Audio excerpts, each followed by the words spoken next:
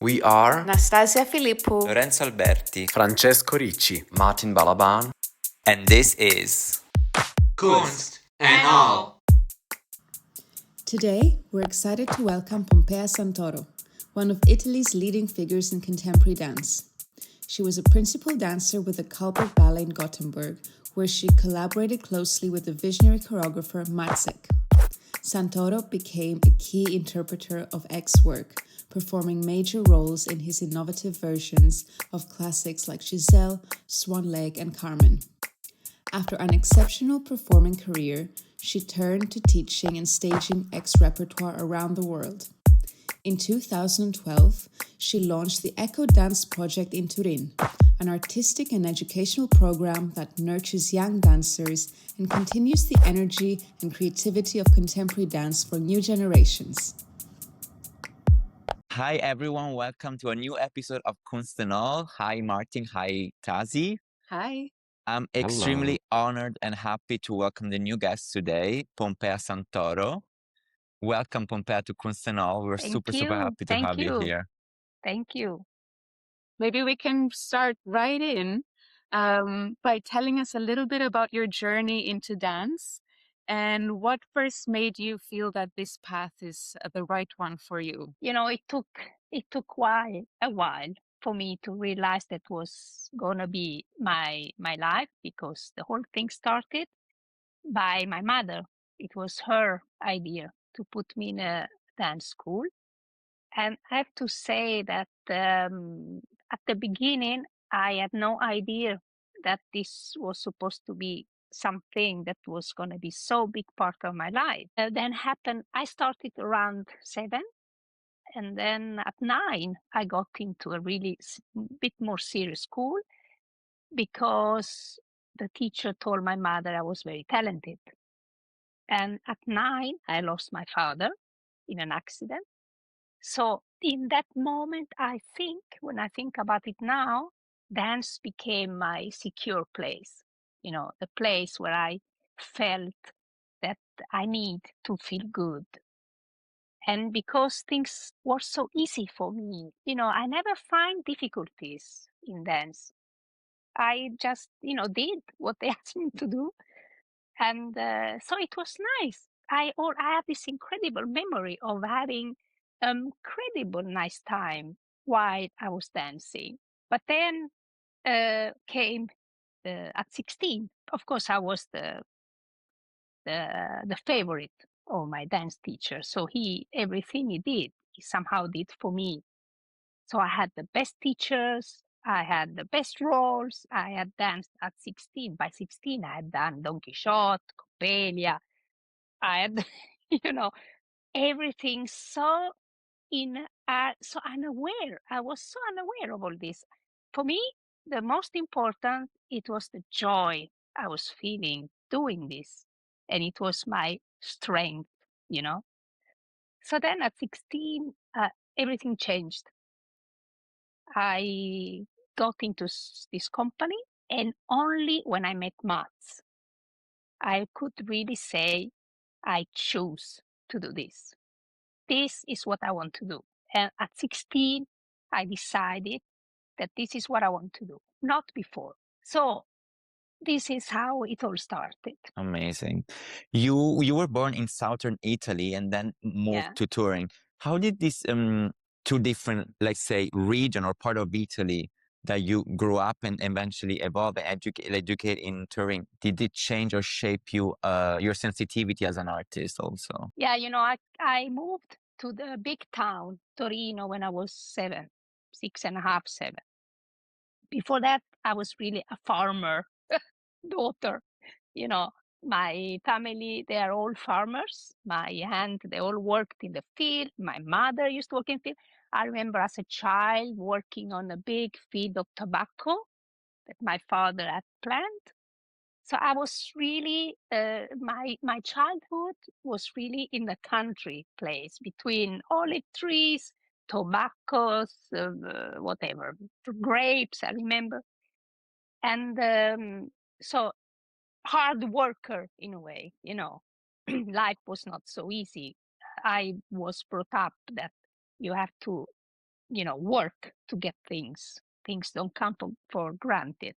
This helped me a lot, to somehow to keep humble, and also the fact that I'm from south of Italy, Puglia, helped me to somehow pull out, Italians from the south. We have a bit more um, sun inside, we are happy. We are, so maybe this has helped me a lot sometimes when I danced certain kind of roles, for sure. Yeah.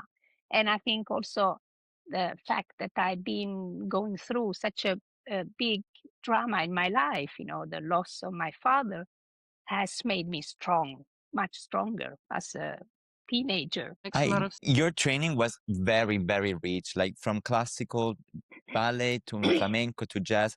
Was there a moment that you, in the early training, that you understood, okay, you felt more home when doing contemporary dance?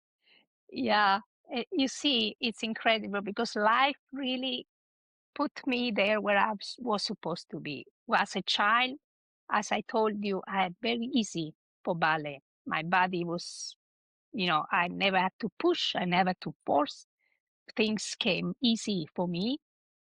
But where I really enjoyed dancing, it was during jazz class and flamenco. Beautiful. I never did a contemporary class. My teacher never proposed us any contemporary class. I don't know why. I don't know, maybe he didn't like, I have no idea, but I never did a Graham or Cunningham or Limon, never those kind of other technique. I only study ballet. And then I love jazz. West Side Story for me was the best thing I've ever seen. Not Mhm. Swan Lake or Thank You, which I was dancing. Mhm. But I remember West Side Story for me was the big thing, and flamenco. I love flamenco. What I felt during, with the arms and the hands and using my back and for me it was different. And keep the stomach, hold the ass, and I can keep really the relate shape. because that's how I Yeah. started too. I started with flamenco also. That was my first, Ah, yeah, 5 years, beautiful. I really loved it. Yeah. beautiful. With a great teacher. She was really Spanish that my teacher brought from Spain. He kind of helped. If I don't know if he did bring her from Spain, but he looked for her. He really wanted a good teacher. So she was Amazing. nice. Amazing. As a young dancer, what kind of dancer were you? Were you like very ambitious or disciplined or like instinctive? What do you think were your biggest qualities, maybe? My biggest quality for sure, it was my how do you say? Spontaneity, Spontaneità. yeah. Yes, That's right. bit hard. And instinctive. I was Uh-huh. very instinctive and spontaneous, In the beginning, my maybe worst side were the need of showing that I Mhm. was worth it, Mhm. but not so much to myself, because I always knew who I was since I'm 3 years old. I've been always very much aware. But I don't know, I had this big need of showing that I'm worth it, that I'm good enough. I don't know, to my mother, maybe, to my maybe family, that they were actually not so happy that I left the country at 16. They were criticizing my mother, of course. How can you let your young daughter go to Sweden at 16, So maybe my back brain, I wanted to show them, look, it's worth it that I'm gone. So I wanted to do everything and so much, and everybody was telling me, Bear, calm, be patient, you're still young. No, if you think I joined a company at 16 and I used to be the star of the theater school, and I came to a place where I was a nothing. I was everything I had to learn. I knew nothing. So it was a big shock for me so I was young and like a young horse wanting to do so much. and that was not good because it was difficult for me. It was very hard. But yeah, I've always been somehow ambitious, but not in that nasty and ugly way that I see sometimes. I think ambitious, but in a way so that somehow I can feel good for myself, So Like the sense of wanting to prove yourself that you're doing the right thing. yeah, that I'm doing well, but for me, so that I would be in that case Mm-hmm. appreciated Mm-hmm. by my family, by my mother. It was not my own, for my own pleasure somehow. Was there a moment where you felt, I guess, seen? Like so that you've really felt like, okay, I am being appreciated, like when you got what you wanted? It took a while, yes. It took a while, thanks to Mats. And also, of course, Mats was a big, big part of my life. If you think that he is a man that came into my life, the third man that came into my life, because first, after my father, I had my dance teacher, that for him I was like a daughter. He really took care of me like a daughter, and I will be always thankful for that because he introduced me dance in such a good way, That was the teacher in And Turin? yes, in Torino. It was a little school that is now not existing anymore. And then came Mats. He was somehow the third man really important in my life. Then came my husband, So it's like my life was, and Mats really took care of me because from the beginning, I had a very close somehow. I felt close to him because I was so young, and he in his way took care of me. And not only him, but also Pippo Carbone that actually brought me to Sweden. So I had those two figures that I felt protected, And so he somehow made me realize that it's that I was somehow enough for what I was, that I Beautiful. didn't have to prove to anyone anything. And that, then became really a long, long journey until I really finally became what I really am, thanks to many things. Mm-hmm. Thank you very much. That's beautiful. Tazi, you wanted to say something? Yeah, I wanted ahead. to ask actually, like, how did that choice to get into like contemporary dance really come about? It seems like you had like the really classical background, the flamenco, Yes, jazz, and then suddenly contemporary. And of course, like at 16, you got your contract with Cullberg Ballet. I wanted to ask, like, what sort of influenced the choice? Were you actively searching for it? Or was it like a coincidence that drew you there? absolutely. I never did, I didn't decide anything, never. It's amazing. But rarely I had to take a decision in dance because things just opportunities, because that's, I think for a dancer, it's about having opportunities and the capacity of grabbing them or not grabbing them. At, at 16, I had two things or two paths that I could take. One was the Accademia Scala, and one was a working contract in Cullberg that I had no idea what it was. They sent me some brochures. So I saw they had still point shoes because at the time they did also Bejar. They did more neoclassic. Birgit Kullberg was a neoclassic contemporary choreographer. So in her ballet, there were still point shoes. So I saw, nice, beautiful pictures. I was like, wow. And then the academy. But maybe, maybe unconsciously, I thought academy. I remember when I did the test to get in, they were measuring me like if I was an object, my neck and and my legs and my weight. my waist and I was like, what? I was there in my underwear, and a doctor was taking my measurements. I mean, I thought I was completely unaware of anything. Well, looks like my measurements were right because I got in. Well, that made me think, what is this? And that was maybe one reason. And then the other reason was work, money. So I could help my mother, of course. I'm not stupid. I'm not going to go to a place where they measure me when I have a place where I can actually get some money. But I repeat, I had no idea what I was going to. I mean, where I was going to. But I trusted Pippo Carbone very much because he saw me dance, and he thought that would be the perfect place for me. So I really trusted him, and I flew to Sweden.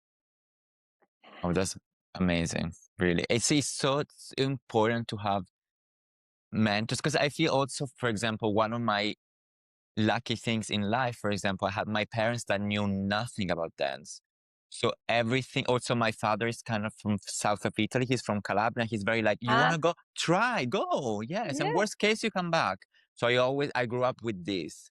So, like, it's so important to find people that understand you as a teenager, a child, the people that don't know and are able to indicate what's the best path for you. So as you said, like, it's all about opportunity, especially in the beginning, I want to say, to finding the right path. So it sounds so amazing how lucky and like people really understood who you were and they were able to like tell you, okay, might be the right way for you.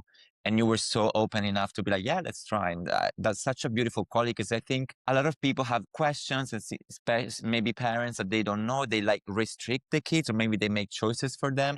And that's when it became, for me, very dangerous. Yes, I see this every day. Yeah, I'm sure it's really out there, this problem in brackets. I wanted to ask you also, was there a moment of, let's say in brackets, failure or rejection that made you improve and understand something more than something successful would?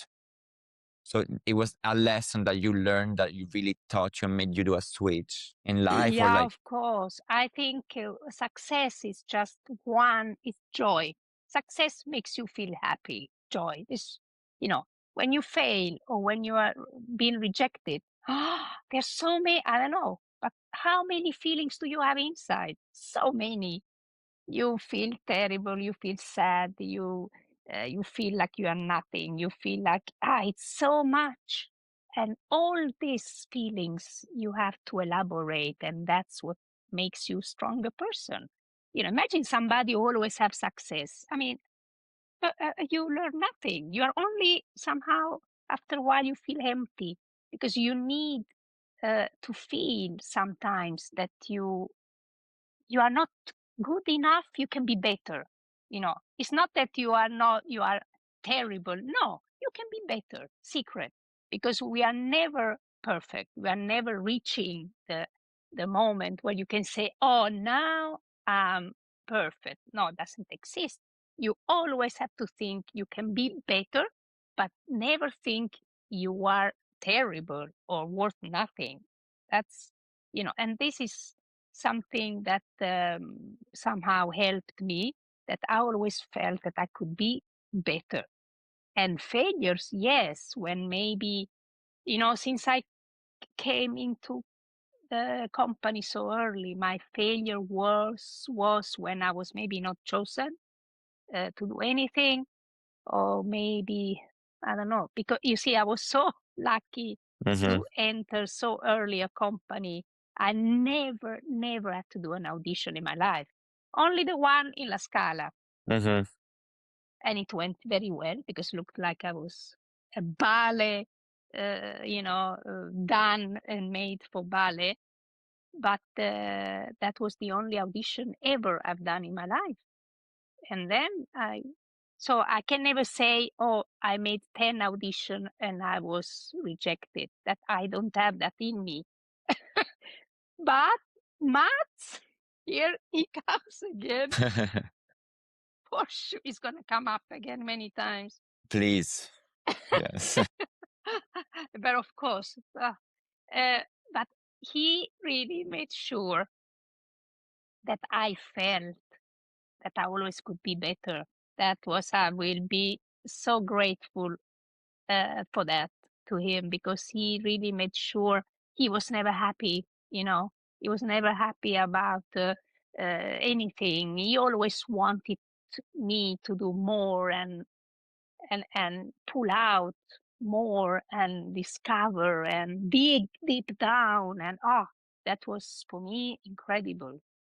I think also like failure, let's say, makes you do choices, bring you to take action and choices. Because also if you're rejected from a school, you can either be like, okay, I quit, or I go on and I will prove myself. Because I have that too. In the beginning of my education, some academies were like, I was there 1 year and they were like, okay, no. And I was like, okay, next. I never, like, I always had the choice to either stop or not. But for me, it was never a question. I always had a bit, that's why I was relating a lot of what you were saying, because I was like, I think I have something in me. If these people don't understand my language, I will go to someone that understands what I'm talking about. In brackets, obviously, in terms of dancing. Yes. So thank you so much for like sharing all this knowledge. I also want to go back to Cullberg. So it's a company that goes way more beyond technique also, like is artistically is very, very deep. So what did it teach you really as an artist, as a dancer, like being a performer more like beyond the technique? Well, first I want to point out that Cullberg today is not at all Cullberg of the 90s. Yes. They've taken away ballet. Now today it's only Cullberg. It used to be Cullberg Ballet. Okay. So now the ballet has been taken off. I'm sure they don't even train ballet anymore. I don't know. I'm not sure, but I guess maybe that's why they took away the ballet. So the company is really, really changed completely into completely something else. This I wanted to point out. Yes, thank you. Yeah, because the Cullberg Ballet was directed by Birgit and then by Matsek. And that's completely finished since many years. Of course, Birgit and Mats, both. Birgit Cullberg, Mats' mother, they care a lot about technique. And this is what I also do. I've heredited that from them. For them, technique was somehow something that gave you the freedom to express yourself wider. You know, Birgit used to say, use your technique, express yourself through technique. I have to translate it from Swedish. She always used to say that to me, Pompea, you have because I was a very technician. I used to turn and jump, and by the years I've had incredible teacher at Cullberg Ballet that helped me to improve my technique. So in the end, then I had a model in front of me that was Anna Laguna that had incredible strong technique. So for me, she was the what I want to aim for. So I was training, I was lucky enough to have somebody to look up to, which is so important. But so technique, it has always been very important. And combined to that, there was their way of making you feel a person when you danced. You are not a body, but you are a person. I was Pompea, trying to be Juliet, Eva, Adela, and Bernarda, Giselle, Carmen. So, but not only, even if you did a corps de ballet, you were a peasant, but you were a person, not a character. You were you doing a peasant. Mats demanded that from you. For him, there was, even if you were a peasant, we were four, not 100. So you have a responsibility to be a peasant, which is very important. In contemporary, like I say to my students, you are not a corps de ballet. You cannot be a corps de ballet. You are a soloist. You know, in contemporary company, you don't go in as a corps de ballet. You always, you go in, you have to be a soloist. And this is really difficult for people to understand. So the fact of the dancing a role, even if I was in corps de ballet, which I've done a lot, that somehow made me realize why I love dancing, because I felt things. I was a person, I was a human being behind my technique. And technique just made it a bit easier for me. If there was a pirouette, there it goes. It's there in my body. You have to stretch a leg or a foot, there you have it. It takes years to stretch a leg and a foot.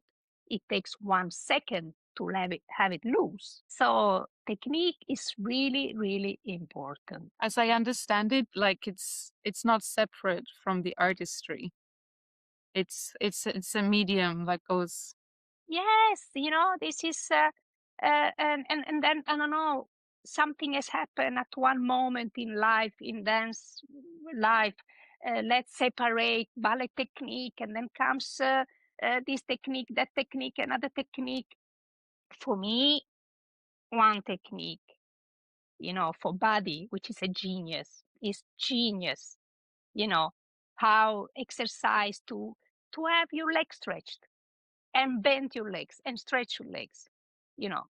It's just exercises so that you can get your legs strong, faster. Mhm. And, and then you do them every day and you train your body. You don't need to go Pilates, yoga. Those are extra things you do after a certain age. For me, if you do a good bar, you need nothing, not even elastic. If you really train with your toes, with the socks, my students have socks at the bar because I want to see their toes work, not hidden into the shoe. I was actually wondering, connected to what you just said, how did maths give you space to explore the human side? Like, how do you teach that to someone? I'm really wondering, like the methods, if we get a bit more deeper. In the beginning, Matt used to talk to us a lot before he made the piece.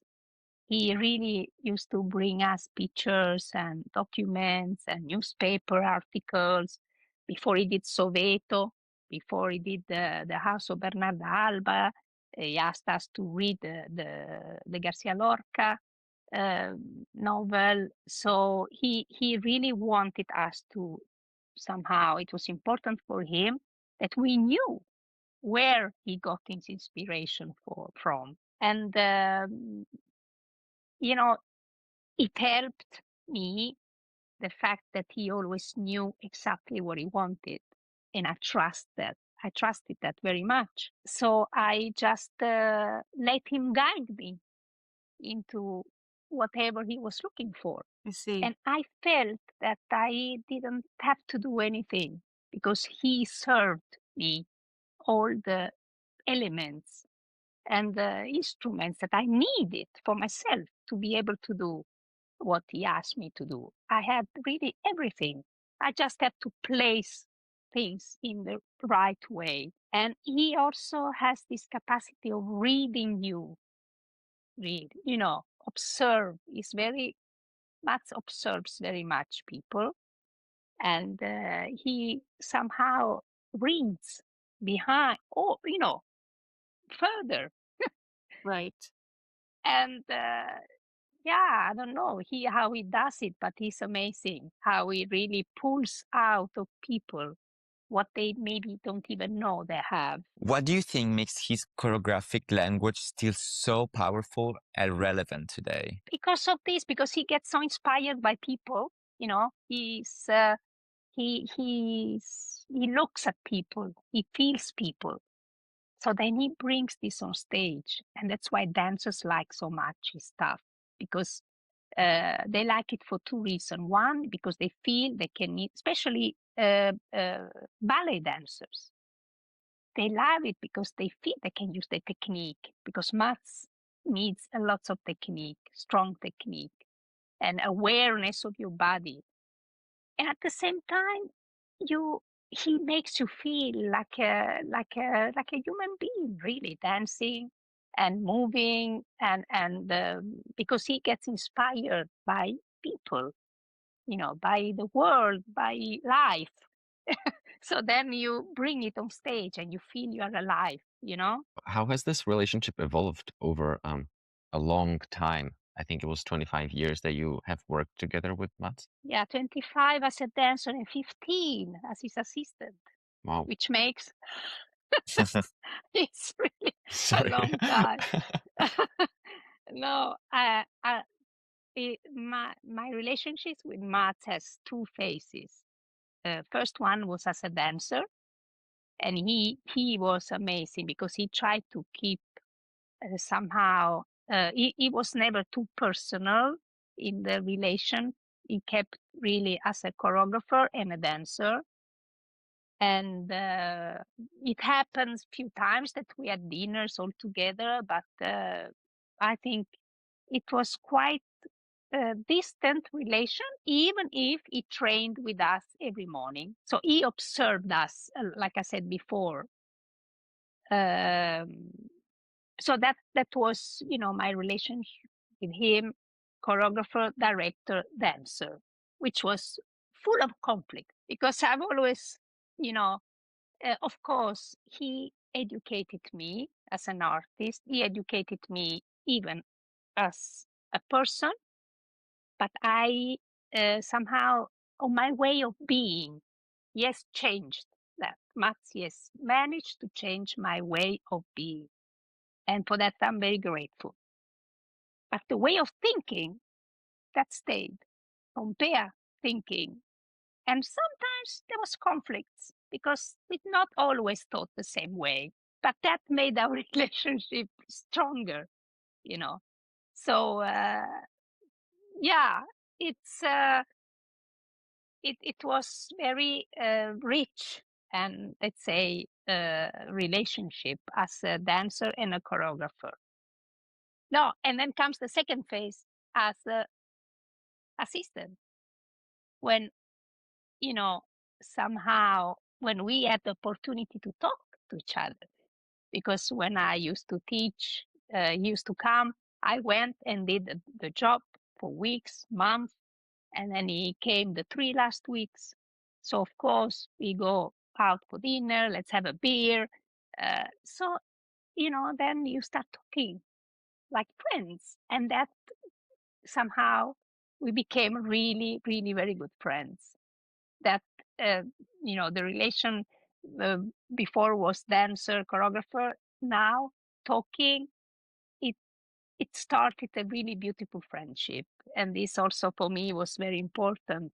To be able to exchange my thoughts with him and be able maybe to ask him questions also. That was for me very important, that I treasure in my heart forever. Thank you. I Um, have a question. Did you ever know you would be working for such a legend? Because for me, it's Matsek is really like legend. Were you aware of it? Like, Could I be aware if I came in 78 when he just started his first choreography, his first successful choreography. He did in 78, he did Soweto and the House of Bernarda Alba. And I came into the company. He was a nobody. How would I know? It's universe that put me there. I don't know. But I was clever enough to realize and never leave him.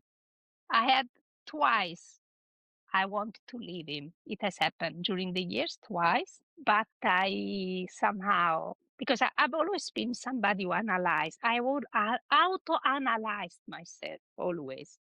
When I have a problem or when I feel something is wrong with me, I auto-analyze. I have this capability, I'm able to do that. I think I put myself in questions all the time and talk to myself and answer myself. No, so I somehow, of course, talking also to people that I love, people can also help me reflect. But I've always somehow, twice I wanted to leave. But then I thought, well, where do you want to go? You have to start all over again from the beginning, and think, here you are happy. Maybe there's a moment you feel that you are unhappy. But if you stop for a while and think, maybe you're not so unhappy. Look, maybe you are lucky, And this is what I did in the years. Right. I wanted to get a bit more also. I don't think that can be this episode without actually talking a bit about the roles that you've performed. You've done some really iconic roles like Giselle, Carmen, and Aurora. Is there a particular role that touched you most deeply as a woman beyond being a dancer? That's an easy question. Yeah, Giselle, of course. I mean, Giselle is dancing her for over 100 times. And imagine Mats has watched he used to watch all the performances. He was always there in the audience. In the beginning, he used to sit in the behind the wings, used to look at us from the first wing like this. I have his memory of because he used to dance himself. So he always liked to, but I think he liked to look at his piece, not so much to watch his ballet, but to see how he could help us to improve in his work. That's why I feel he watched all the performances because he wanted to find a way to help me or us to improve, to better. So he always watched the show and correct each show the next day. So I imagine, I mean, then I thought, oh shit. After a while, in the beginning it was exciting, but then you in the end I felt it was a bit too much. But I talked to him about it, all this correcting all the time. But it helps. It helped me, of course, to improve. Otherwise, how do you improve if everything is always beautiful and nice? You improve only if you have somebody telling you, hey, this you can do better. Here, turn that way. That's how you improve. And leaving Giselle for so many years and many times has changed me completely. Has really changed my way of being, I repeat, because I also lived that experience in my life once. So I think everybody should, because it helps to feel, that kind of already once I felt, with my father, but this time was different. Feel, rejected. That's it, from a man. And so I had lived that, and dancing Giselle helped me so much to get over all the emotion, all the it's Giselle for sure. That's been a role that I have lived and helped me to be a better person. Thank you so much for sharing that. Yeah, it was beautiful. I'm curious also, just mentioning Giselle, did Max allow you to eventually have a conversation? Let's say another iconic Giselle was Anna Laguna. Did he allow you to talk between you two, or like you really had your own, like did you have like how to say, like choreographer dancer, or he was open to be like, okay, you want to hear also Anna's point of view, like perspective of how she approaches the role, or was a very kind of parallel development of the character, for example? Like, was it very, very personal, or he allowed you Second one. No, it was me and him in the studio. And Beautiful. because I didn't want to do it at first. I refused to do it. When he first told me that, he never told me actually, he just put it on the schedule. I went one morning and I see Mats / Pompea Giselle. I thought, what the hell? Was I so terrible in the peasant that he wants to give me corrections? Because it was, after a performance. And then I thought, wow, shit, maybe I did so many mistakes as a person that he wants to give me corrections. And then he came and I said, Max, what is this? He said, you have to learn Giselle. I look at him and I ran into my loge, banged the door, and I just didn't understand anything. He came knocking and I was just crying, telling me, why are you doing this to me? You must hate me so much. So I was, I just didn't understand because for me, it was a role that only Anna could do. Impossible. For 6 years, it has been only her. We were so used to admire her and look at her and like this, amazing. Not even in my dream I could think that I could ever do that. So I didn't understand how why me. I said to him, why me? And then he said, but he was so sweet. I will never forget. He said to me, but if you want, we can change the hat. You can wear another hat. I, I said, I like the hat. No, but it was nice because he helped me a lot.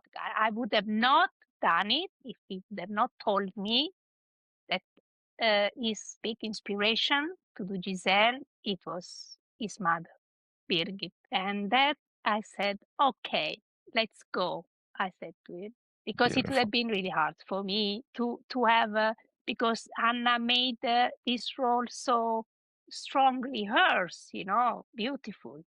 And I couldn't think of ever reaching anything close. But the fact that he told me that actually Birgit was inspired, he got inspired by Birgit, then I could see myself in it. And he helped me to build my own Giselle. And I never worked with Anna. We never had, also because she then got pregnant. So she was so busy with her pregnancy and first child. So it was then beautiful when she came back. We shared. That was really nice for me to kind of be able to share the role with her. Once her, once me, and I helped them with the child. I was babysitting while Oh, she was doing Giselle, and so yeah, that's how it went. it really felt like he almost recreated the role on you because I wanted to talk about Absolutely, yes. I the think role of.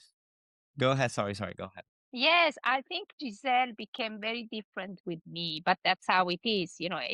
I wouldn't have not done it trying to copy Anna. Impossible. Mm-hmm. With me, we created together, me and him, a different Giselle, different, completely that suited me simply the way I was. Mm-hmm. A bit That's so precious. fragile, a fragile woman, but strong. Mm-hmm. And he killed me because he really wanted me to be strong physically. And he killed me. He pushed me so over my limits to look strong, even if because I have a very fragile look. I was very thin and long, and Anna was a different kind of physique. Much stronger than me. So it has been really difficult. But thanks to that, I became so physically strong. Mm-hmm. Yeah. Because I also wanted to talk a bit about the role of M in Carmen that was Mm. created on you. But it Yeah. feels already that with Giselle, he like recreated another Giselle. So, but I wonder, like talking also about M that also brought you to win an Emmy Award. How was Yeah, the production. yeah, the The production one. Yeah. How did Uh, like yeah. how was the role born on you? It's funny because my dream role since I danced Carmen at 16, I did Alonso Carmen on point shoes, a little variation. Since then, being Carmen for 2 minutes, I don't know how long is that variation. I carry that feeling with me through my whole career. And my dream role has always been Carmen. So when I see that Mats is doing Carmen, imagine how I felt. Without, of course, I felt like, oh, like this, like a child. Oh, I wish if I could do that, my dream role. Somehow Mats knew it because I think I told him sometime during a dinner. So he said to me, you are not, yeah, he was such a sensitive, he's a very sensitive man. He cares, he's very empathic. So he came to me and he said in a party with a glass of wine, he said, you are not going to be Carmen, he said to me, but I have a role for you that's going to be so challenging for you. I said, okay. He said, I have no idea what's going to be and how it's going to develop, but it's we're going to do it together. So then that's how it went. It was May. It was actually the first time that I created such a big role, Mats. I've done many other things, but this was really something that he had thought for me. So for me, it was very important and incredible how he has used me exactly the way I'm not. Wow. Somehow, or I didn't think I was.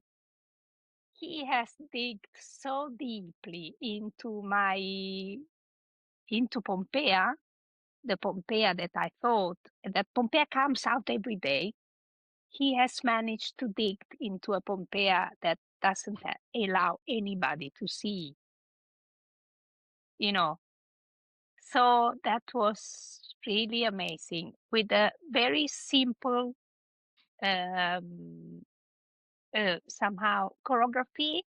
It looks simple, but extremely complicated because it has lots of details and lots of musicality. It's very, but for me, that role was really, really important. Yeah. Beautiful. To Thank you create for it sharing really. this, really.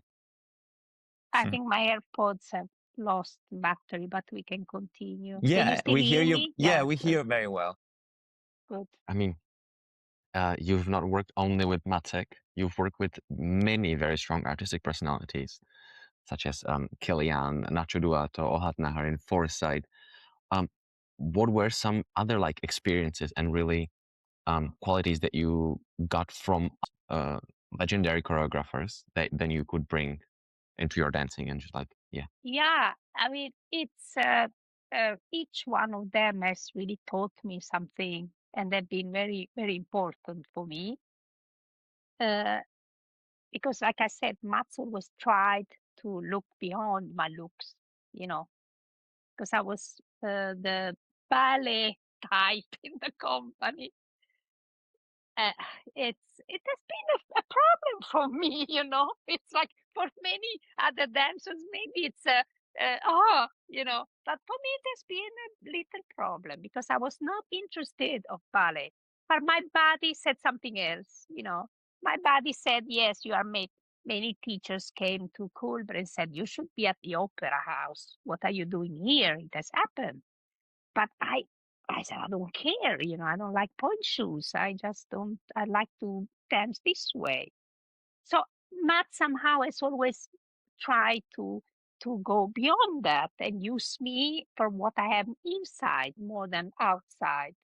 Then comes Giri. Wow.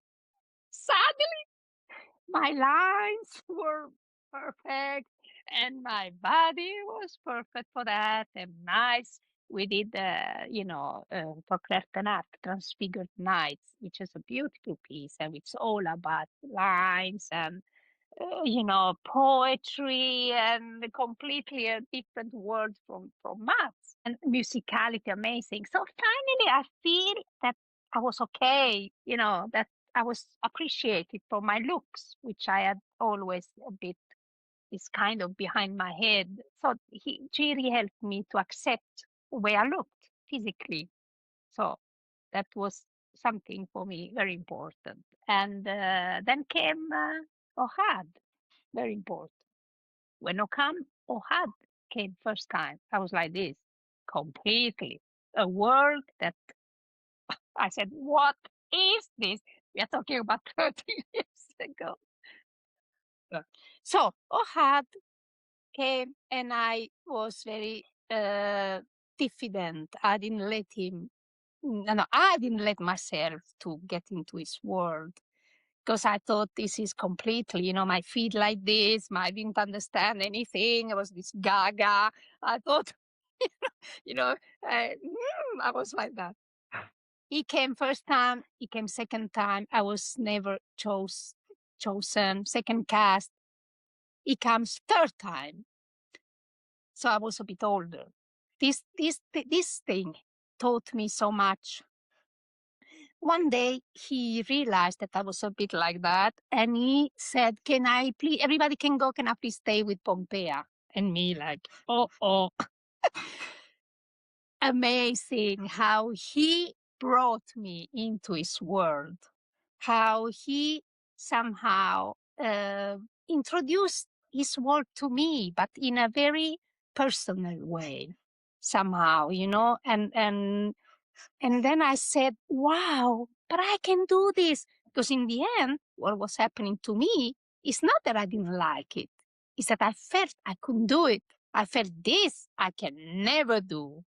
So I enjoy watching other people do it and admiring them and feeling that I would never be able to do this. So I kind of protected myself by saying, I don't want to do this.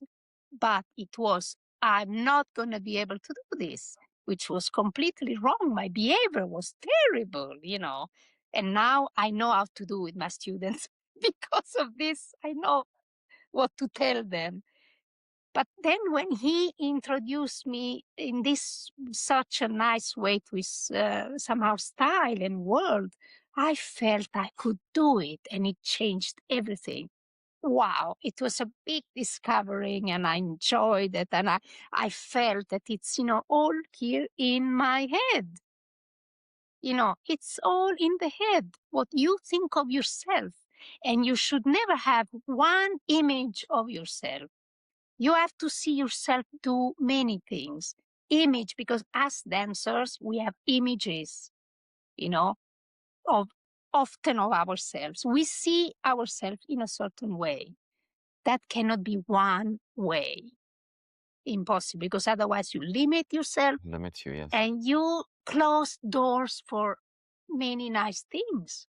So this is what I did, and this I make sure my students don't do. I feel like it's very difficult for dancers to do. We like to be very stubborn. But you have to learn how to, what I tell my dancers, try also, it's the mirror is something we know, so important for us. Sometimes change look helps, not always stay with your little routine, maybe one day dare to wear big pants, big t-shirts, and fluffy hair, and just to have images, different image. One day come with a chignon, one day come sexy with shorts, and you have to have always different images of yourself, so that you can see yourself in many, many different ways, especially today. You cannot be with a chignon and like this. You cannot. You have to also be able to see yourself in another version. Like I say, you have to pull different avatars of yourself. Yeah. Because that's what an artist does. It cannot be one way. I think especially now in company, it's not With the one choreographer. choreographer. I'm amazed when the way I work now, I have young choreographers coming, going, and some of them asks the dancers do things that I thought, oh, luckily I'm not in this period, because it's incredible the talent today, the capacity dancers have today, and what choreographers ask them to do. It's unbelievable, and I'm fascinated. I'm really big respect for the young dancers today. Should we talk a little bit about presence, vulnerability, and interpretation? I don't know if Tassi, you want to chip in with that. Yeah, sure. I was gonna go into the teaching stuff, but sounds good. Okay, sure. But no, I really love those questions. Yeah, she's very Okay. curious too. Yeah, Yeah. I don't know. It might go a bit longer, but I'm really curious. It's okay. Yeah. Pompea, going into presence, vulnerability, and interpretation. What does presence mean to you? And how did you learn it? I don't think presence you can learn. You cannot learn. You can help it, but it's like talent. You don't learn talent. You don't learn charisma. You don't learn, musicality. You need counts. But presence you can help absolutely. Like somebody looking down. Already it helps look up. Those little things. Somebody always thinking of somehow you can. I have lots of dancers. I deal with lots of young dancers that have no presence. And I try to find a way to, with images, with talks, how they can improve that. And then there are some dancers incredible. They come, they do one role, bang, they have it. And I tell the other ones, have a look and try to find out. And I say to them, be lucky enough if you have somebody that has it naturally, because that can be an example for you. Talent helps us to improve. If there wouldn't be talent, there wouldn't be improvement. Talent, it doesn't have any faults to be a talented person. You have to admire talent and you have to take care of talent, especially a teacher has to take care of talent and make sure the talent feels responsibility of being a talent. This is so important. Make a talent aware of being a talent and tell a talent everything is up to you if other people improve. Oh, this is what I felt all the time. Teachers always made sure they told me, Pompea, you are such a talent. You are such a talent. And then I thought, wow, maybe I should do something with my talent. This is all I heard in my life, that I have a talent. Okay, so what do I do? Yeah, what do you do with it? Is if you can just rely that it's a given? You have to have also brain, to realize that you have a talent. Okay, let's do something good with this talent that God, nature, universe gave me. Don't waste it. And this is what I'm trying to tell, every day, my students. You have to be lucky enough if you have a talent in the studio. We are the most lucky people in the world, because otherwise what is it? Art is about talent. It's not about knowing or talent and experience, So it's a very important thing. Yeah, I'm about not taking it. So the presence, going back, the presence is really something you have or you don't have. You can help, but until a certain point, unfortunately. Thank you.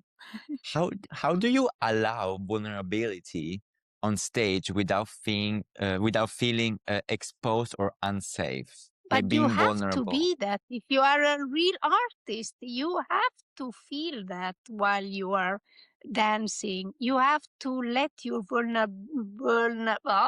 dance Vulnerability. instead of Yeah. me. Yeah, thank you. Bellissimo. And you have to be totally exposed. This is being a real artist. You have to be totally naked in front of the art, in front of the audience. You have to be totally free from any kind of, this is what is so difficult for young people to let go. You have to be that. You have to push yourself to open and be something you are not allowed to be in your life. This is about art, that you go on stage, you use dance to be naked, to be vulnerable, to be vulnerabile, to be everything fragile. Everything has to be there without any you cannot keep it. You have to let go. And if you are lucky enough, like I had, Mats, to guide you in this, it's amazing. Because of course, it's not just you go out there and throw everything to the audience. You have to have somebody that guides you. Because I was like this. I've always been like that since a child. For me, dance, it meant to be totally free with everything. But that's not good either. It has to be, put in frames and put in and that's what Max did. He really guided me and formed me in that way. Told me, no, this is too much, this is too little, try this, try that. And until you understand exactly how to dose all the feelings you have inside and put it into the movement, because this is all we do, we express through the body. Beautiful. Tassi, go ahead. Yeah. What responsibility does a dancer have when performing a work with like historical and emotional weight? Well, allora, today is a bit different. In my time, when choreographers told you what to do, you had a huge responsibility. Like Mats, like Giri, they came with material, and you have to somehow produce their material, their ideas, their everything. It's a huge responsibility because they leave it to you. They deliver it to you. So you have to deliver it to the audience, not them, you. It's a huge responsibility. Now, it's not so much like this anymore because choreographers tend to ask the collaboration from the dancers. So the dancers don't feel so much that responsibility anymore because they feel they are working together with the choreographer. They are creating together. So it's a completely different proceeding, I see. I've my 10 years of EkoDance, I've seen many choreographers, different kind, impro, lots of impro. Today you create a choreography by the material proposed by the dancers. So the style of a choreographer is a bit disappearing. Yeah, I agree. There are few choreographers coming with their own style, and it's very difficult today to find a particular style. Sometimes it's better to have no style,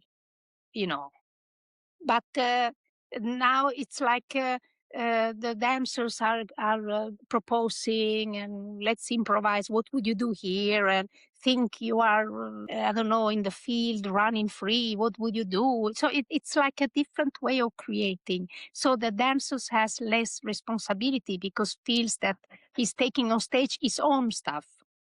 So it's, this is my own stuff. I do it the way I want. But if I tell you, no, you have to do exactly what I want, then you feel like, oh shit, it's different. And this is what I try to teach my students to do both, because it's very important to know, because there are still choreographers that come with material. Absolutely. I have them, like I've had young choreographers like Simone, Sasha. Mhm. They know very well what they want to do. Yeah. So they have to be ready to do that. And other choreographers also, some they come and they work with impro, like they worked a lot with Fernando Suels, that works on impro, of course, like he did with Pina Bausch.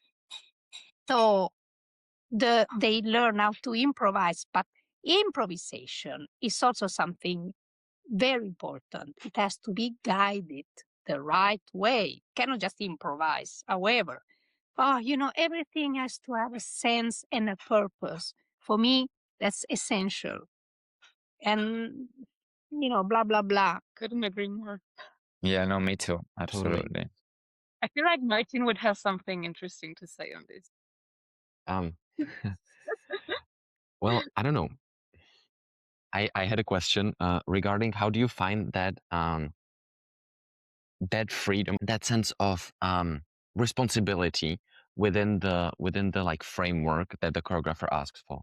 Do you have any advice on that? Like, how do you find, I guess, your part within the framework that the choreographer has asked you When the to do? choreographer asks you exactly what to do, Exactly. you mean how do you find yourself into that? How do you find yourself in that, and how do you maybe because I'm sure you have to do a lot of shows and you have to kind of try and find yourself there again and again. So how do Yeah. you, I guess, keep it fresh, and how do you r- Well, remain keep it fresh. with the feeling of responsibility? Yeah, keep it fresh. I told you how Mats did it, giving us corrections and watching each show and telling us what was good, what could be better, and that kept it for sure fresh. And for me, I've always been an interpreter. I'm lousy at improvise. When Caroline Carson came, I had very hard time, but she taught me something, and now I open a chapter that I was supposed to talk before. But I was never good at improvise. I always liked, it's like you have a book with you read, but you read it your own way. You put the pause where you want to put. You say, I've always liked that. I always like to take, still today, I don't like to really form from zero. I could never make a choreography, but I like to fix a choreography. I like to fix a body. I'm like, I like to fix things. I even like to fix things at home, I like to fix, to make better, to make it work nicer. And this is what I feel I do the best. I would never create something from nothing, from scratch. Impossible. Okay. So yeah, I, I loved taking like something ready and make it mine, put my own colors, and then having the choreographer telling me, oh yeah, fantastic, like Caroline would do. Everything I did for Caroline was amazing, and that gave me such a strength. Suddenly I accept it also for what all those things gave me, all choreographer gave me something. Caroline's such a generous woman and amazing artist. And everything I did like this. And she went, oh, amazing, you're such an artist. It gave me such a strength. And I was over 30. I was 33, 34, I was already tired of dancing. And she came in, she burst into my life and she started telling me how everything I did was fantastic. I was like, you know, and that then I thought, because she works differently, I didn't improvise with her because I said to her, my dear, I cannot improvise. So she gave me few steps, few things, and I developed into a big solo. She gave me 3 steps, and at home I developed it into a long solo.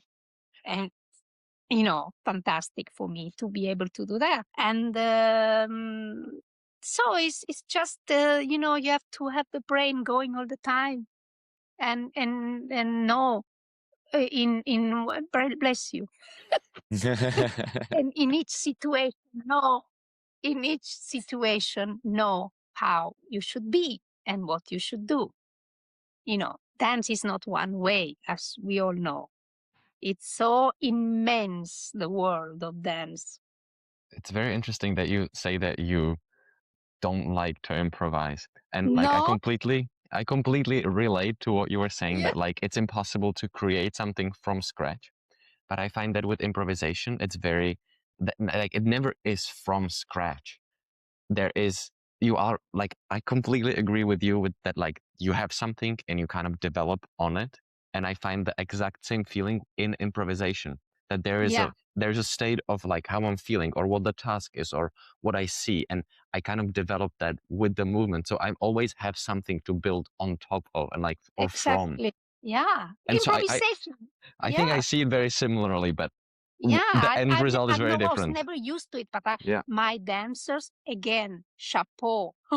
What they are able to do, I'm in heaven when Fernando comes or some other choreographers that works with improv, what they come up with, I go like, wow, incredible, big admiration for them, because I think today young people are much more, they have much more information and influence, with the Instagram, TikTok, so they are full of things, and dance should help them to take them out, use those things in a good way, not bad way, because technology is amazing. It's a fantastic thing. I love it. I'm a big, big, big fan of technology, and technology helps me to be a good teacher because I know exactly how a computer works. It's my other talent. I used to build computers, PC, and put them together and from scratch. Really, yes. Then I turned into Apple, and that stopped because everything is so.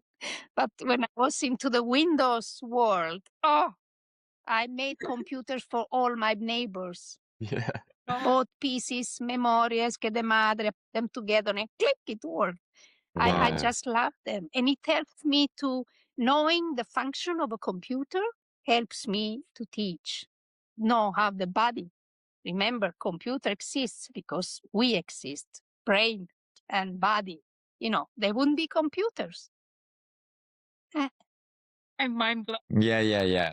You're a woman of a million talents. It's crazy. I could listen to you talking forever. Tassi, do you want to go on with Uh, teaching, the question you had? well, I think we covered a lot of that. I Yeah. would like to get into another thing of the many things that you do, which is EkoDance Project Turin. Yeah, which is the most important thing I've done in my life. Please tell us Really. more about it. Please tell us a little bit of It's like what it is and yeah, how's it I used to say that I have to do all what I've done before to reach to this point, to reach to Eco, because here I really feel I'm doing something so useful for the young people, for me, for I hope for the audience. uh, because as a dancer, you always auto criticize. Everything is about you. And I got a bit tired of that. So I was 36. I was done with dance. And I always loved teaching, always. Since I'm 9 years old, I knew it. I know I like teaching. Mats noticed that and sent me right away to teach Giselle in Munich. I was 30. And so finally, I am there where I'm supposed to be after so many years. And it's helping young people, lost young people. You know how many there are. We all know the ones who succeed. That's easy. You don't see people who don't succeed because they're hidden somewhere. You only see the one who do succeed. And I try to take care of the talents because there are so many talents that don't succeed because of some stupid reason. Can be the body, can be the character, can be shyness, can be problems in the family, can be money. Money.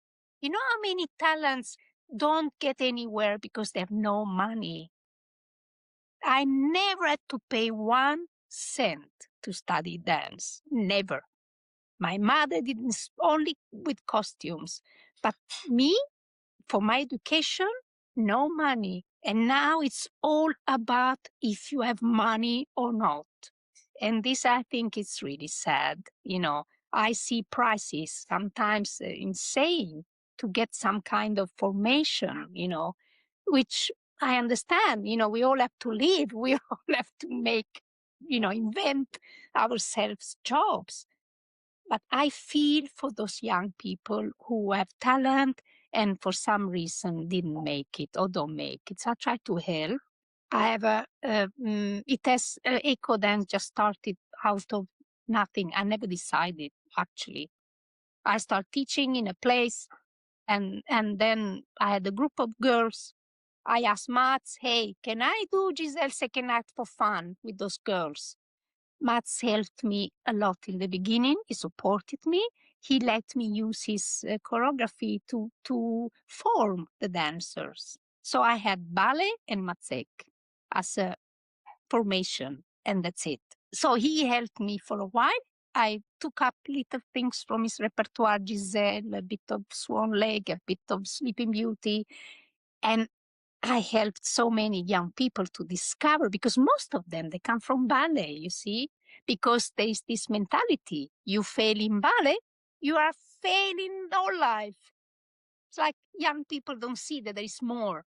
And that also comes from the academy, I think, a bit, because they don't, not some they do, some they open, some they do.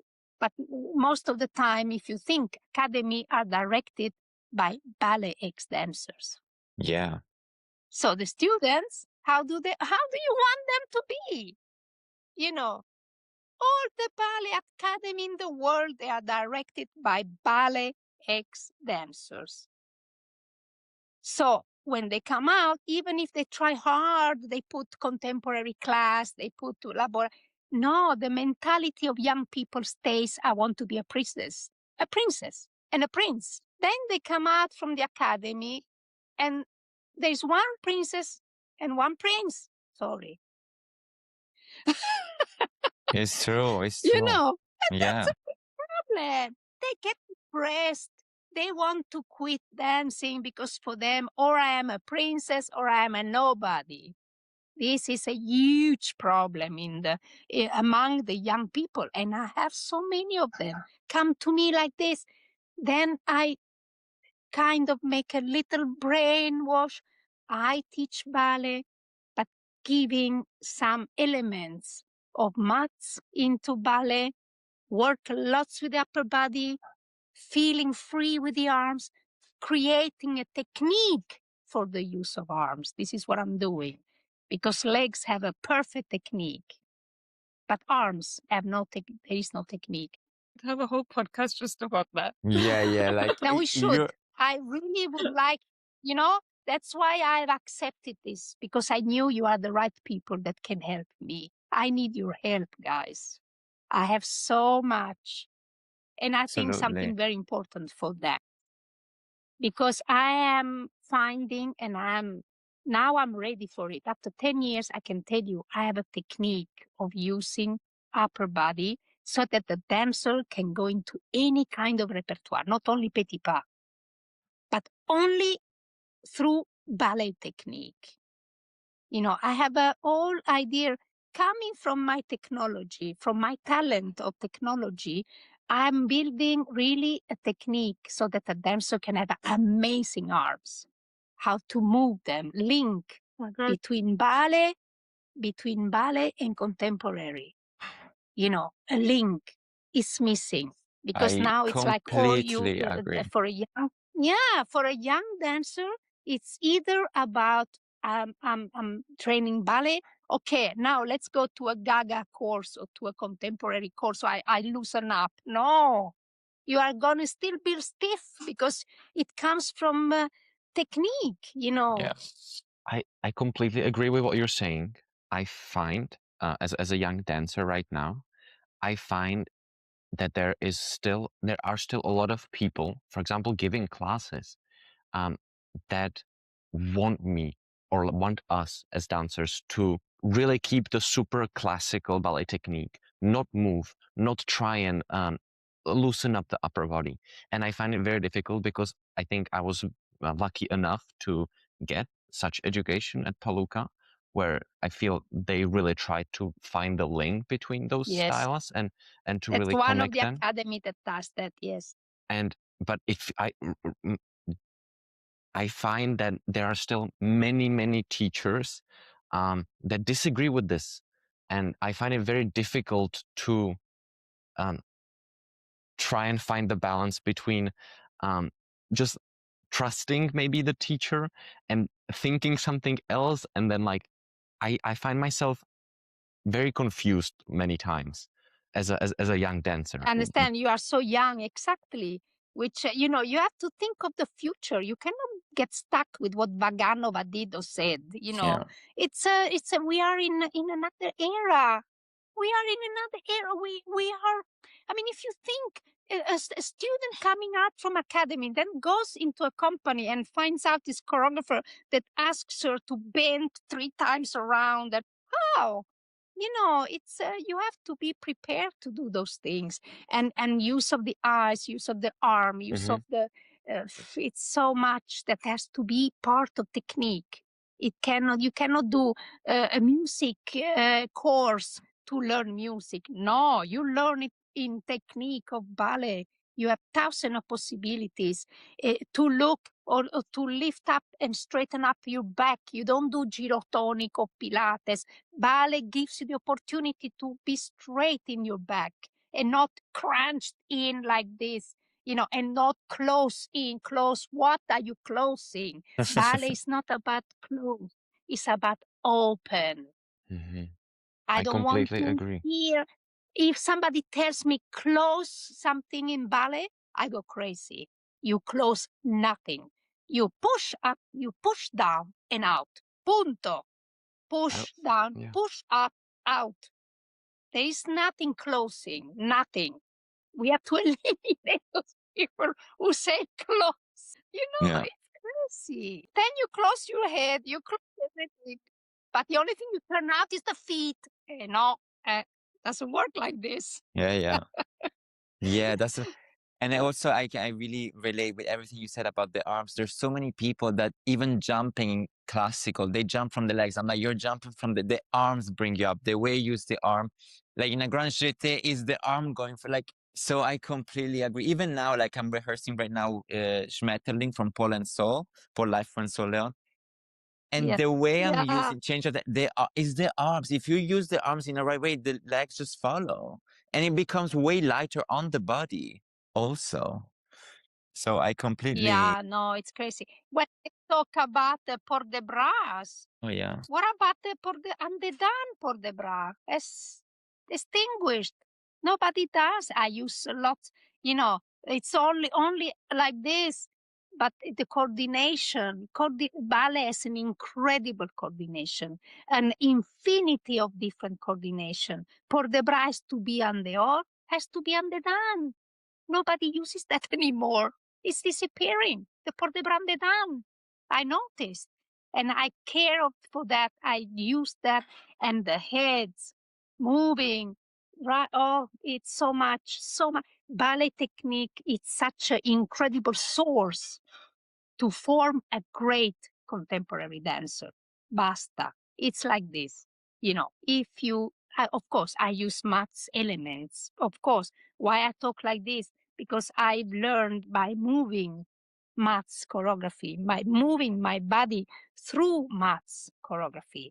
I realized I went backwards. How do I make Nastasia dance maths in a great way? First, I teach her ballet in a great way.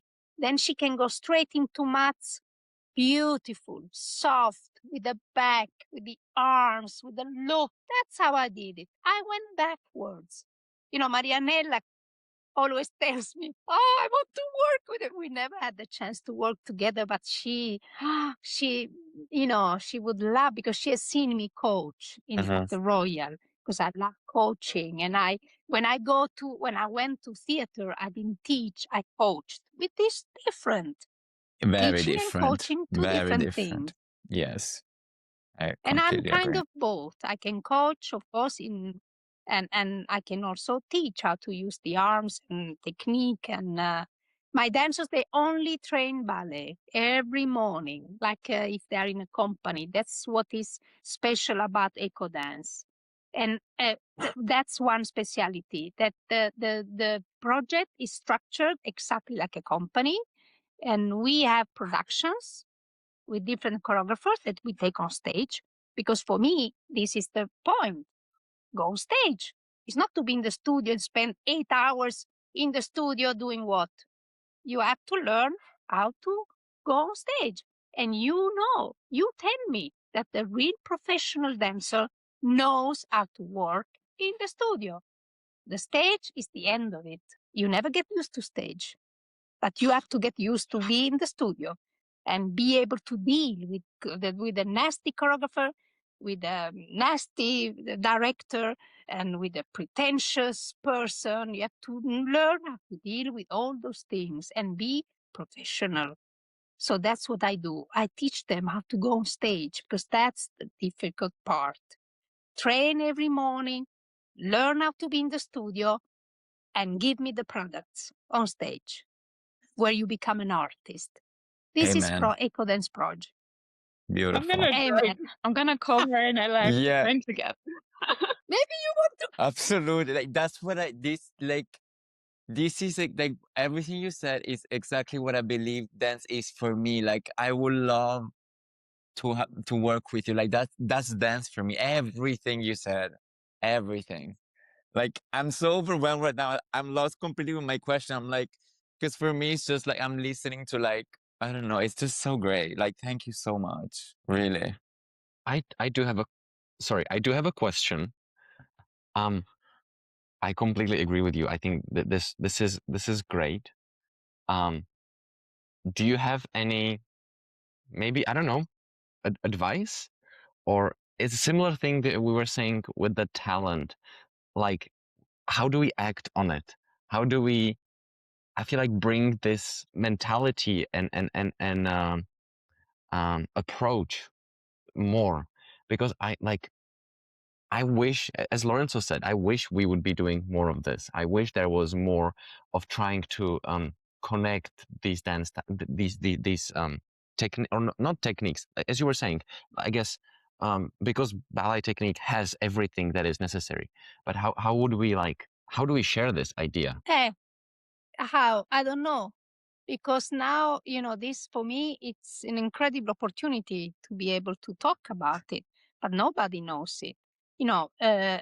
Of course, people who come and see me teach or come and see the Eko notice the quality the dancers have, and they ask, wow, how do you, many people ask me, how do you do it?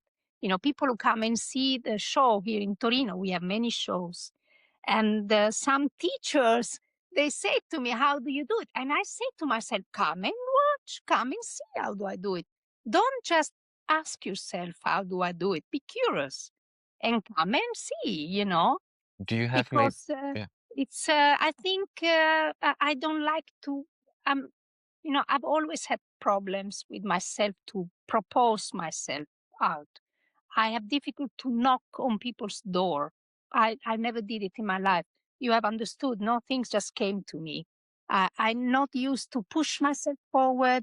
I'm not for sure into politics. I think art and politics should be have nothing to do with each other.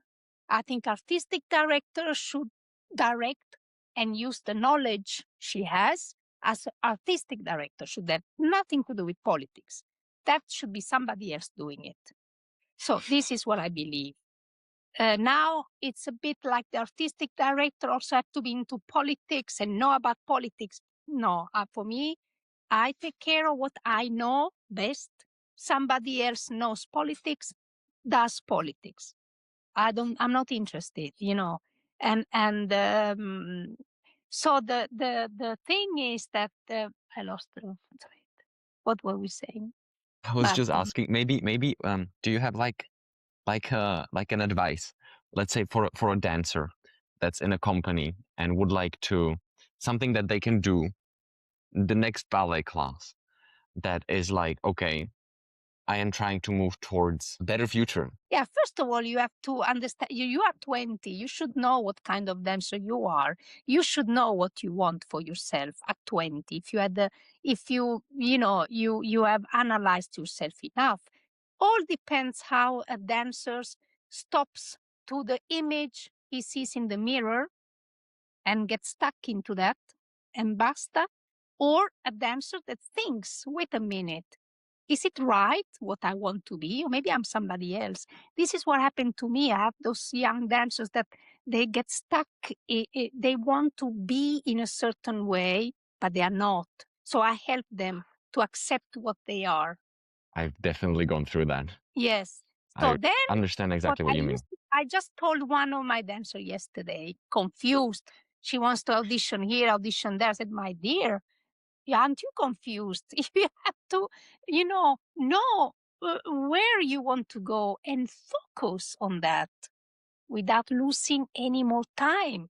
You understand where you feel good, like Eko gives them, in ballet, you understand. You like point shoes? Okay, put point shoes.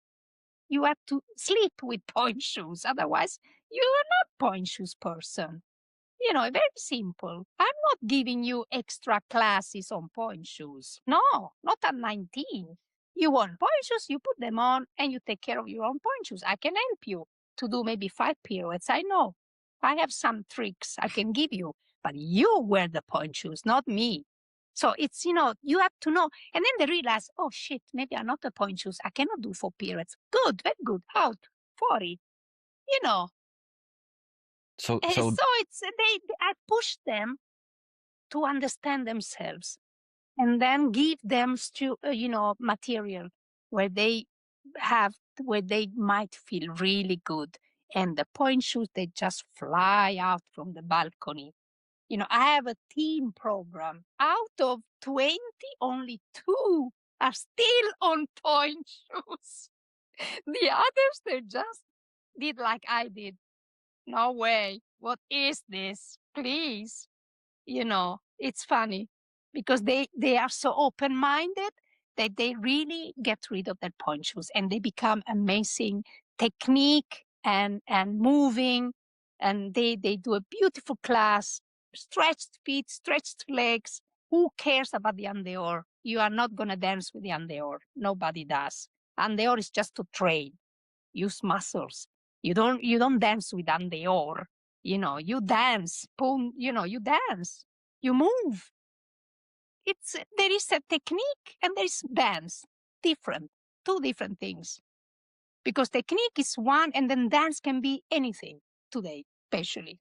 It's not only ballet repertoire; it can be anything. So it's really but what I wish a young dancer to have a guide, like I did. To have a person that you feel that can help you through anything. I'm there for my dancers from the morning 10 till 6 in the evening, every day. I'm not going around anymore with mass. Things have been dissolving in a very nice way. I don't want to travel anymore. I travel as least as possible, because also basta traveling. I've been seeing 5 continents and 36 countries. I've seen the world. So I'm not interested anymore of traveling. I like to stay in my Eko and take care of those kids because they need me, and I can give them, the support every day they need. This is something so valuable. And I really wish for them to find a guide like I had. I was so lucky enough to have, and not only one. Well, one important, and then many little ones around. Very good. That's the best situation. I completely agree. Is there Also, as a something that- professional dancer. Go ahead, Tazi, sorry. No, you Go. can continue. It's fine. No, I just agree with what you said. Even as as a professional dancer, director that are there with the dancers in the studio is very different from a director that travels all the way, and then you don't see this person. Even seeing this person in the studio quiet, but this, I don't know, it's the figure of the director being there. I'm supporting, I'm seeing your development, and I guess at the end of the day, they're kind of, okay, I need to phrase it well, because I want to say they're kind of in charge of our career, but also not so much. Because I do believe that we are in charge of our own career, but you have to have a person in front of the room that understands you and, as we said, cheers it out. But if it becomes, because I see sometimes how when people are not around, then the director comes to one class in 2 months, and the dancer's mentality goes, okay, I cannot fall from the pirouette, I need to impress. If that person is there, then this dialogue, and you just trust this person, and the person commits. It's a completely different relationship, and also the way you are able to dance in front of the person. Because when nerves come in, then obviously things can go a bit not how you want. So I completely agree with Yes, what you said. It's absolutely. important to have to Yeah, be there. because director today they are often have to be in the office. That's what I mean. Let that stuff to somebody else. Why why an ex-dancer with so much experience has to sit in the office? I mean, tell me, I don't understand. That ex-dancer that has had so much experience has to be in the studio with the dancers. Mats always was. He was all the time. He was with us all the time, training with us and rehearsing. And in the studio, he had the people who kind of took care of things. But it's something went completely crazy. I don't know. Now I hear directors. I remember I had to. I was appointed as artistic director in Ater Balletto, but after 3 months, I left because I realized it's not for me. This kind of what a kind of artist of artistic director am I if I cannot give if I cannot use my biggest knowledge, which is my experience. If I have to take care of where are we going, how to do this, I take care of the dancers. This is my best part. What I do best, take care of the dancers, take care of a repertoire, take care of bringing good choreographers, creating identity in a company. That's Yes, so important. yes, it's This so is what Eko important. has. EkoDance, it's a training program with identity. It has an identity. I know exactly what kind of choreographer should work with those young people. And they all have to have the same line. There has to be a line, Everybody has to have sense. Everybody has to have something to say. I wouldn't have a choreographer just moving for fun. It's not me. Dance exists because we cannot talk. We use our body. It exists to give messages. Just like theater, just like music, you listen, you get emotions. You don't look at somebody because he's enjoying himself. What do I care? If I see a dancer on stage having a ball, having fun, experimenting, what? Experiment on your kitchen. Give me results. This is how I think. So I keep that kind of a line for Eko. Give the dancers something to chew, something to eat, that will not, feed them with something useful that they can keep Exactly. and help them to grow. Artist, technique, everything. This is a bit missing. We are going a bit, okay, let's do this. I completely Let's agree. go out Completely, and do, completely agree. or, let's prepare this and next day we perform it. No, my dancers, they know you want to go on stage, prepare. We work, we rehearse, we go into details. First with the choreographer, then with Pompea. Because, that's why I like very much to work with the young choreographers, because I like to be part of it as an assistant. I assist them. So I become their assistant.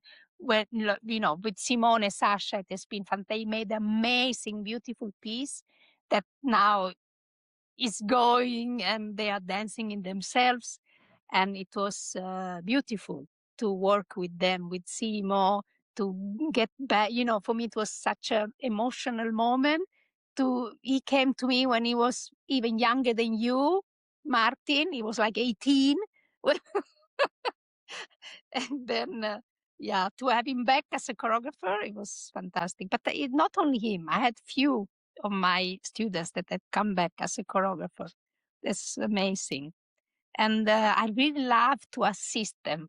I really like that, to assist the young choreographer and maybe with my experience help them to see things in a different way.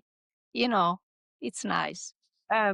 In saying that, is there something that you wish someone had told you earlier in your journey? I don't think so. I thought about that question, very clever, but I really think people, because of my way of being, I've always been asking from people, I've been so open to any judgment or any criticism, even from Mats, Mats with me, and Lena, his first assistant, they had fun with me because they could tell me anything, give me all the correction, I would just take them.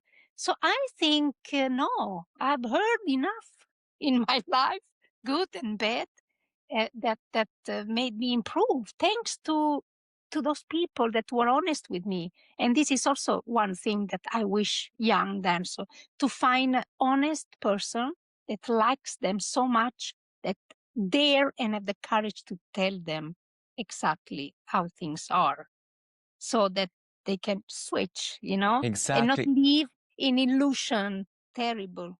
Yes. I don't understand because also I think, I don't know, it's just, yeah, I agree. I just say that I agree a lot. Like, tell me, redirect me, it's fine. But I need to understand. I need to have a conversation. Don't just take me out of a role or I'm like, what? Like, I want to still develop. It doesn't mean I'm 30. I'm done. If I'm done, then I will leave. I will do something else. Yeah. I choose to go into the theater every morning because I'm still hungry. I want to learn. And there are things I don't know. That's why I show up every day, because I still don't know.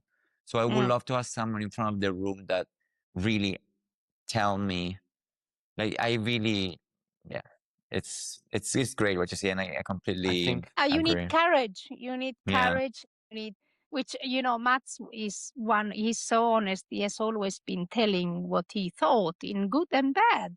But then there's always discussion. You can always discuss. Yeah, exactly. We had so many discussions, me and Mats, in things we didn't agree.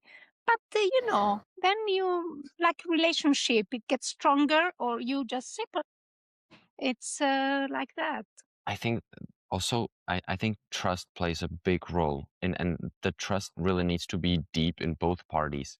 I think that there's been now like a move in the right direction, no, with the right intention, but in the wrong direction. It feels like because there was a lot of I guess abuse and a lot of things that were not nice in the dance world. And I think people are trying to fix it, but I think by trying to fix it, they created this environment where people are scared to give corrections, scared to give any feedback. Yeah, that's And I think that's also not very helpful, because I think there is a way to be truthful, to give corrections, to tell what you think, with while respect. still being with respect, while being respectful. Yes. And the other person understands that the corrections are coming from a place of wanting to help, of integrity, and of like, yeah, I find that those ideas are not clashing, but for some reason it feels like they are in the real world. Like people are scared to share their opinion, and I am, I don't know. I just wanted to share that. Yeah, you can say things in so many ways without humiliating dancers, because they are so often humiliating. And I have girls especially so hurt from humiliation from their teachers that they've met before. And it takes me so many years to resaying that, to make them, give them confidence that they are beautiful. This is also what they never hear. You are beautiful. It's okay the way you are. You can be even more. Exactly. If, yes. You are good, but you can be even more if you do this. This is the approach. Not you are a shit, you are fat, you are this, you are that. No, it's completely wrong. And it's like you have to build a confidence. How can you be an artist? Or how can you have a personality? Or how can you have a presence if you feel ashamed of yourself? You feel shit. If somebody how do you pretend? Then you go to your students and you say, you have no personality. Well, thank you very much. You have destroyed it for me. That's what I would answer, Pompea, because I'm that kind of person. But a fragile teenager would not answer like this, would just, and I have so many of those, you know, because people are different. Some people are more fragile than others, you know, and they don't consider that, you know. It's crazy, but it's important to, I think it's also important to work individually with people, as you said. Like when I feel like I can have a person that cares about me, specifically me, as a dancer, and wants me to improve, I feel like then I can really trust that person and be willing to change or try different things, as you were and saying that before. gives you security, you know. Exactly. And exactly. And it doesn't mean, the fact that I feel secure doesn't mean that I will stop working. On the other hand, it actually encourages me to work more, Yeah, to try new things exactly. and go deeper. Yeah. No, it's really difficult. And today, you know, I have most of the students that I have that come to the whole path, they do get a job. Really, 80% they do. I have them all over the world. I'm so proud of, because this is the goal. Others, very soon they realize this is not for me. They do completely something else. They quit dancing, which is also good because they are happy. Because they realize they dance for mama, they dance for grandmother, they want to be princess to please papa, or they want, you know, and then they realize, and you know, then they realize, oh, I'm not a princess, so what should I do? Shall I open myself to contemporary, or shall I quit? They quit because they don't love dancing. They want to be princess, which is different. And they quit. Very good. Then they go to university. I know many, not so many, few of them, and they are so happy today. And they go and train into my other private school with the amateurs. You know, I have another school, and there are people, girls that quit it, and now they go in the evening. They do university, and they do their ballet class in the evening. They are so happy. You know, some really talented, unfortunately, but you know, it's like this. It's like this. And the ones who keep and they really turn around, they do manage to get a contract. I just have 2 in Introdance now, beautiful company. I have 2 in America in ballet, because some really, where there's talent, you push. A girl, beautiful. She's a soloist, prima ballerina in Ljubljana now, totally ballet, and 1 in Tulsa, 1 in America. So, but you know, and then others completely in Germany, fantastic. Luckily, Germany gives job to young dance, temporary neoclassic. Luckily, because otherwise, I don't know. In Italy, there is nothing. They are small companies, but so closed circles with 8 dancers, with all the theaters we have. And then there's a big opera house where you have to be, you know, ballet, repertoire, petit pas. So it's a bit difficult. There is no place. Germany is full of little theaters, luckily, and full of Italians. Full. Because they are good. Italians are good. Man, what can we say? We produce good dancers. Italy always produced good dancers. Very talented, I think. And the moment they leave Italy, they boom, bloom. Yeah. It's like this. Because in Italy, they cannot bloom. I was one of them. At 14, I was like, okay, I'm going to Hamburg. Yeah. Because talent has to have a good place, the right place to bloom. Otherwise, talent alone is not enough. Pompea, thank you so much, really. I think it's safe to say there will be a part 2 to this, because there's so many things. Many things. That we can We talk could have about. really one about formation. You have, you know, you have this question which we didn't touch. What do you think should be changed in the training? And this is, but this will, I can talk about that for 2 hours. I think it should be a full, we should do a full other episode for sure. There are many questions I was looking, I was like, oh, these are good, but yeah. It's safe to say there will be a part 2. We have touched many things, and a lot of them have been, you know, within the conversation. I think it's very well covered. Thank you so much for your time, also And for your Thank you, knowledge, Thank you very guys. much. for your I It's a want to do the last pleasure. inspiration. three. Eh? I want to do the last three questions. They're Oh, Okay. go ahead. Go ahead. the last two. Last two. Okay. To wrap it up, what still deeply moves you about dance today? It's like I kind of said something. I like choreographers that when I watch ballet. First of all, I never read ballet. When I go and see a performance, I don't like to read because ballet you watch and you read the bodies. You don't read letters. For me, ballet is not something you explain. You have to learn how to watch.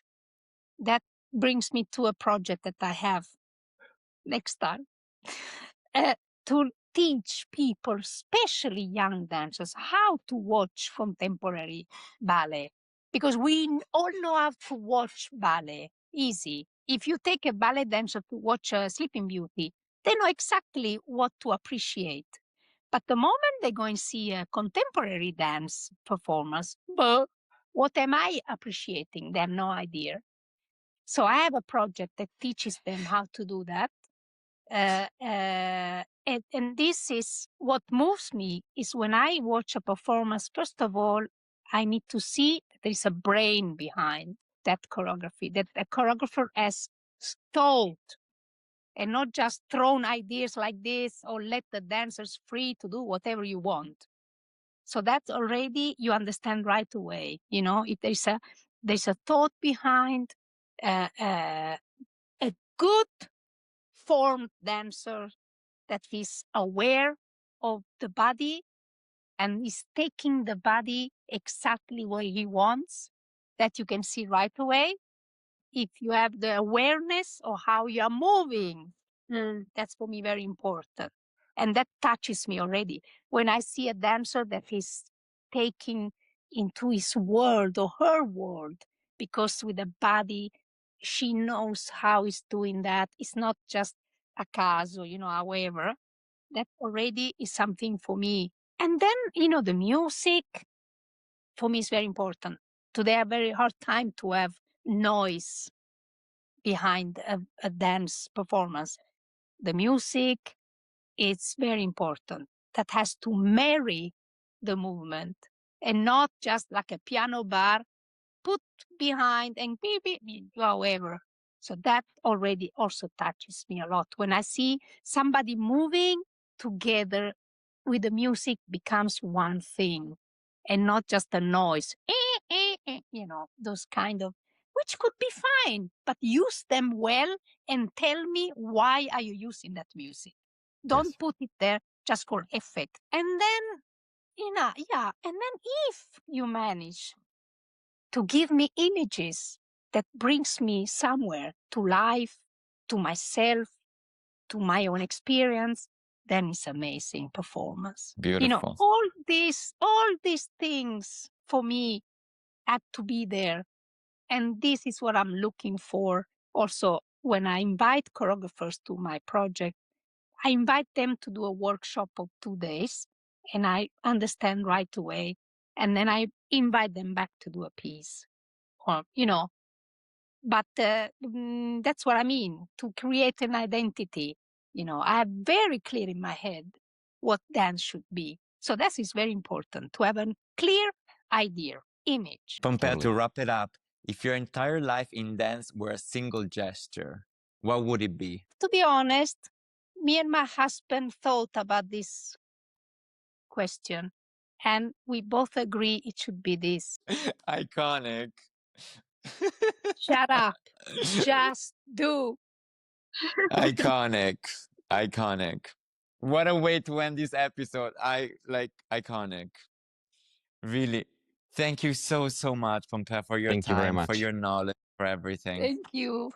It's been great. And yeah, as I said, it's safe to say there will be a part 2. We can cover completely other subjects. I'm very happy if we do this, because it's For maybe sure. one way for me to, like you said, how do we do to expand? This is Yeah. one way today. 100%. Technology. For sure. Thank you.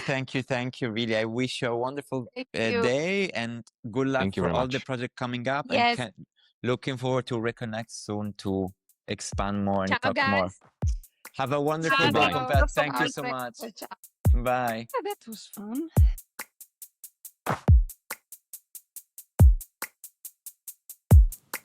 Thanks for listening to today's episode of Kunst and All.